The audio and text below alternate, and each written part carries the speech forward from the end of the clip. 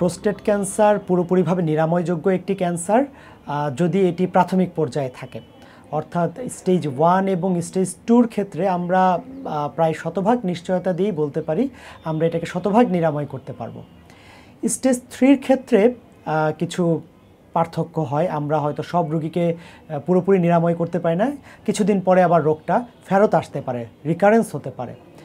Stage 4-এর ক্ষেত্রে আমরা রোগটা নিরাময় করতে পারি না, রোগটা শরীরে থেকে যায়, কিন্তু আমরা আমাদের যে চিকিৎসা পদ্ধতিগুলো আছে সেগুলো ব্যবহার করে রোগীর যে প্রত্যাশিত আয়ুষ্কাল বা লাইফ এক্সপেক্টেন্সি এটাকে বাড়াতে পারি এবং রোগীর যে উপসর্গগুলো থাকে, যে কষ্টগুলো থাকে, সেগুলো আমরা প্রশমিত করতে পারি।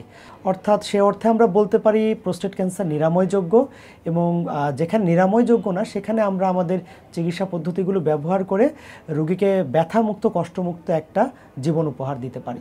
শুধুমাত্র ঔষধের দ্বারা প্রোস্টেট ক্যান্সার সম্পূর্ণরূপে নিরাময় করা বেশ কষ্টসাধ্য, তবে আমরা একদম অ্যাডভান্সড স্টেজের প্রোস্টেট ক্যান্সারের ক্ষেত্রে আমরা ঔষধের মাধ্যমেই চিকিৎসা করে থাকি। এই পর্যায়ের আমাদের মূল উদ্দেশ্য কিন্তু রোগীকে নিরাময় করা না, বরং রোগীর কোয়ালিটি অফ লাইফটা ইমপ্রুভ করা, অর্থাৎ রোগীকে একটি ব্যথামুক্ত জীবনযাপন যাতে রোগী করতে পারে সেটা নিশ্চিত করা। উনি যাতে পরিবার পরিজনের সাথে অসুস্থ হওয়ার পূর্বে যেভাবে উনি লাইফ লিড করতেন সেটা যাতে উনি করতে পারে।